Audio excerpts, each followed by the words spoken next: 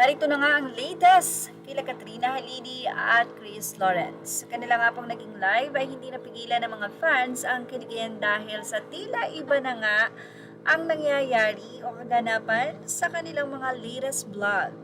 May paamoy na nga ngayon at may pa-sweet message pa itong si Chris Lawrence na nagsabing ako naman. Mukhang sa susunod na live ni Chris Lawrence ay iba na ang kanyang babanggitin. Well, narito po ang nasabing video na ibinahagi naman ng Facebook post na Cheers Max Pinoy Celebrity. Pero syempre, credit po kay Miss Katrina Halili and Mr. B. Chris Lawrence ang nasabing video. Narito po at panuorin ang kilig na kanilang hatid.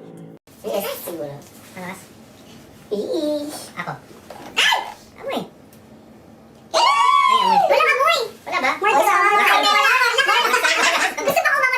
Ang lakas! Ang bango!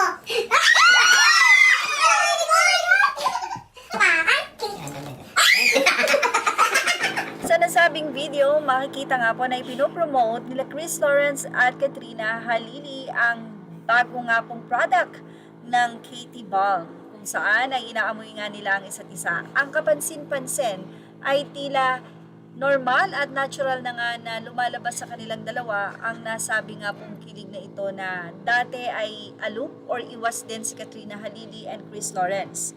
Sa kanila nga pong ipinapakita na kilig na ito ay hindi na ito for the content.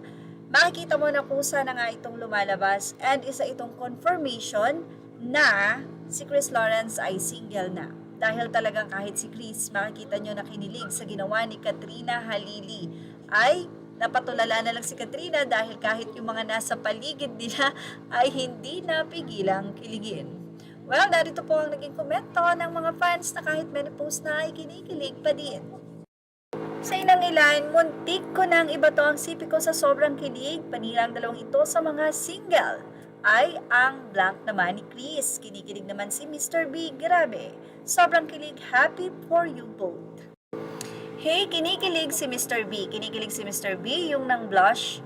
Si Mrs. B. Hahaha, napapangiti na lang bigla sa dalawang ito. Konti na lang ang pag-aantay namin. Kinikilig talaga ako to the max at naniniwala akong magkakabalikan na yan. Ayaw lang umamin. Nag-kiss na yan. Secret lang. Hahaha. Ay nako, nakakakilig naman talaga ang Gen Z. Hawakan lang ang beat ng KKK Loves. Hindi kayo nakakasawang tignan kahit ilang beses kung ulit-ulitin panuorin. Nakakakilig talaga kasi true ang feelings. Sana may magandang resulta ito. Mauwi sa kasalan hanggang forever, hanggang till the do us part ito. Kinikilig ako. Video pa more. Ako ang kinikilig sa inyong dalawa. Uulit-ulitin man, panuorin, amoy-amoy pa more. Yung napapabanggit ka ng ay grabe nakakakilig. Kinikilig pareho ang lovebirds, especially si Chris. Hahaha.